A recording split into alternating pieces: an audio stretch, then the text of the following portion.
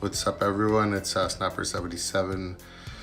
Here we're having a look at a war we had against Alpha Flight. They're really nice alliance there. They match up pretty evenly against us for rating wise and prestige wise and whatnot. We ended up winning this match. They didn't use diversity, and that was probably one of the bigger differences. We ended up having more defender kills as well. But they didn't. I think they gave up. We had 3 kills and more defensive kills, max diversity, so they just didn't go for the final clear on the boss. My first matchup here was against.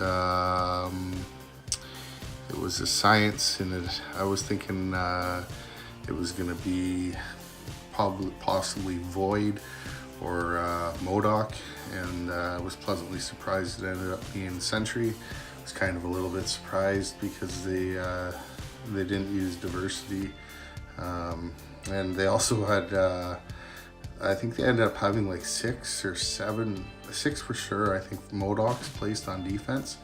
So that really the MODOKs put a hurt on us for sure. We gave up quite a few kills versus the MODOKs, but we ended up getting the job done. I got lucky coming up here on he parried me there, and I was just able to parry him back before I got hit, and I was able to finish the match without taking any damage. So first match was in the books. I was pretty happy so far. My second match, I can't remember now. I think it was skill, wasn't it? No, it was another science. Yeah, I was thinking this. I was thinking it could be possibly Spider-Man with the special 1 bias and unblockable L1, and I forget. I think it might have ended up being Spider-Man. You know what ended up being Quake? I was relieved. Yeah, I was like, okay, I just don't let her charge her heavy. So I wanted to just get my parries in and get her down as fast as I could. I did not want to see her charge her heavy at all there.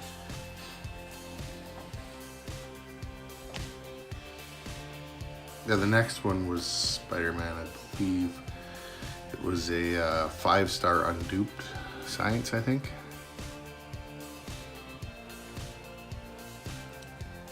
Yeah, it was a 5-star unduped. I was thinking, who's a good science champ that's unduped, that's going to be maybe used frequently for non-diverse placements. And Spider-Man Morals was the first champ that came to mind. I had a few extra. I had some of those 25% special 3 boosts in inventory, so I used one. They're always good to use on an all or nothing node in case something goes severely wrong. Fortunately, I didn't end up needing it in this match, but nonetheless, better safe than sorry. I brought in Stark Enhanced Spider-Man. I always bring him in for this node. He's really good for this node. There's some matches that can give him some matchups that can give him a little bit of trouble, but he's always got that taunt that's nice to have. That they can get them to use their L1 and L2 even if it's all or nothing node. Previous war, I had some problems with a 455 Thor Regs. So if anyone is looking for a good champ to place on all or nothing, Thor Regs is definitely a very good placement. It's that power gain along with that armor allows him to get his power gain going. One adjustment I'm having to make on this on the new difficulty of map is that 90% armor buff on the all or nothing node. It can be a problem somewhat. A lot of hits don't get much damage, but I was able to get them down there, not take too much damage. And that was the first part of my path in the books. The match coming up.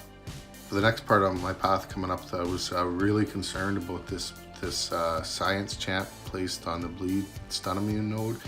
It was almost 100% sure it was going to be MODOK. The guy was showing a 455 Modoc in his profile. And plus they were not using diversity, so that was a pretty good indication that it was going to be a Modoc. This one was stun and immunity to bleed and limber. I ended up bringing Stark Enhance for this one. I was surprised. I was not expecting it to be Daredevil. I was like, wow, because they didn't use diversity. So Daredevil's not really the kind of defender you want to place anywhere on the map. Power Shield might be okay with him because he's got the ability to evade special attacks, so that's the only way he can do any damage, but for the most part, it's not really very good to place him. I was kind of expecting like a Thor Rags or a Taskmaster or Civil War Black Panther there, the usual suspects for skill champs. But I'll take Daredevil anytime in a matchup for AW. Yeah, this one was Mystic. I was kind of thinking it was going to be.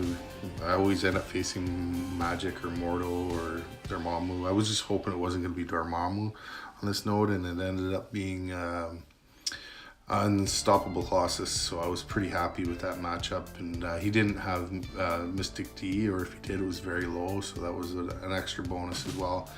And my blade was able to bypass a few of his Unstoppables, and I was able to get him down fairly easy. The next match was my worst fear, because I knew it was that MODOK coming up, and I've never actually fought MODOK in war yet, and especially to do it on a stun immune. He's so hard to hit as it is, and without the parry, it makes it that much more difficult.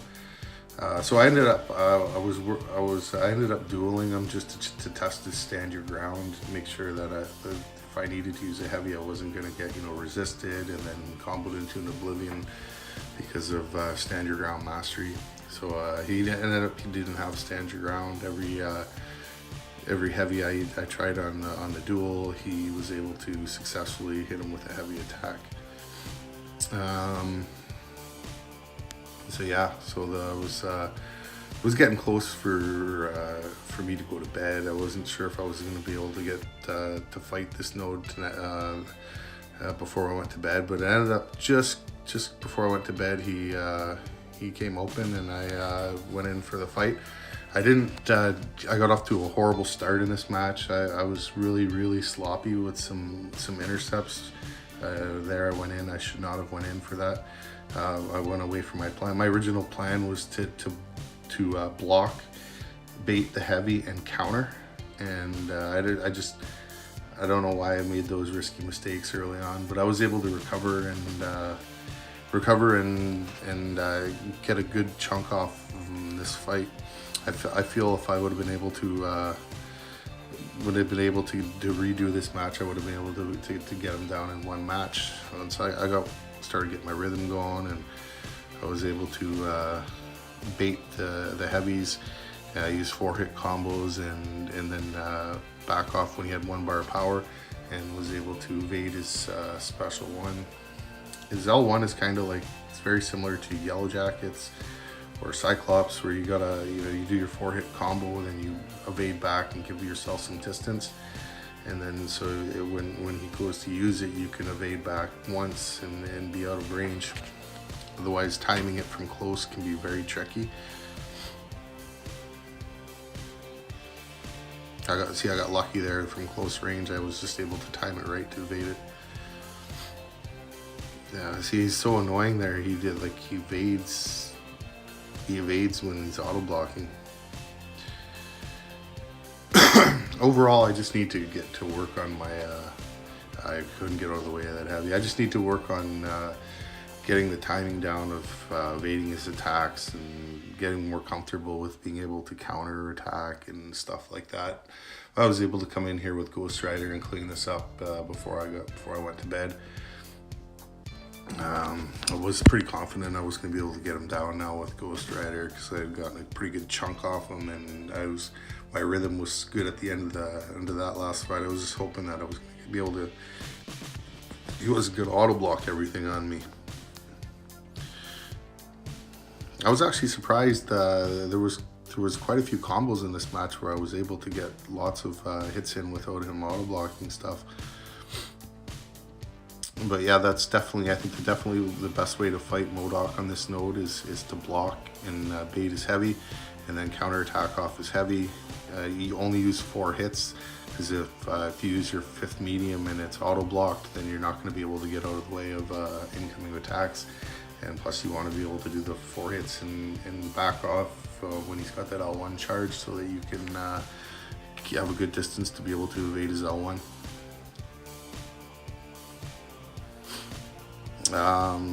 Mini boss fight, I ended up doing it in the morning when I woke up. It was I was kind of pressed for time. I had limited time to be able to fight, so I ended up not doing very good, and then I ended up having to not get the node down and leaving it for our backup to come in on mop up. Yeah, I didn't, the MODOK mini boss, I did not fight very well at all. I should have had some warm-up matches, and you know, before I ended up going right in and fighting him.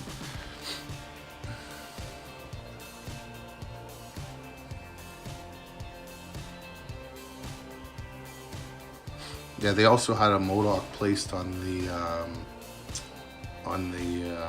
poison node next door to the right on the middle paths, and they also had MODOK on node 18 was the stun immune, and then they had MODOK on the mini boss node, and then I think he was in a couple other places too, just as 4 stars. But yeah, they had MODOKs everywhere. It was kind of like a nightmare. I mean, that's where you run the risk. You know, you think, well, if I don't get lots of kills on these, you're gonna get really hurt from diversity, and that's where you pay the price. Every point counts. So I mean, good players are gonna beat good champs regardless of how difficult they are and get the max score. We gave up quite a few kills. We're still working on trying to get our kills down, but we've been fortunate enough to always seem to have less defensive or more defensive kills than the opponent, and our max diversity really helps us out. I threw on some boosts here. This fight, like I said, it was pressed for time and rushed. I just wanted to. We'd already lost the defender, the attack bonus on this fight, so I wasn't really overly concerned about not getting it done. So we had backup, and we seemed like we were in pretty good shape to be able to get it down with the backup, and then be able to take the boss down. Again, I didn't fight well in this. I made so many mistakes early on in this match. My plan was to bait. I wanted to build up some poise charges, and then I wanted to be able to block and bait his heavy, then counterattack, getting hit there. And then got a couple hits in, and then okay, I'm going to build up some more poise charges, maybe L1 there. Build up some poise charges, and right here I should have probably stopped and then baited the heavy, but I decided to go for a couple more poise charges and end up getting backed into the corner. And you can't really evade his heavy once you're backed in the corner, so that was a major mistake. I tried to separate myself by using his L1, but wasn't able to do it, and ended up getting KO'd there. Like I said, was not a very good match, but yeah, it is what it is, and take my lumps and move on. I went back in with Ghost Rider here just to see if I could get a little bit more health off him. But it didn't end up doing very well here, and then I was like, okay. So I let everybody know that I was going to be gone for the day, and wish them luck finishing up. Yeah, that was our war. We ended up winning it. Look forward to seeing Alpha Flight again in the future. They're pretty nice alliance. Got some pretty good players. Yeah, they're pretty well known around the community. They're a decent name. Yeah, so that's war. Hope you enjoyed it, and have a good one.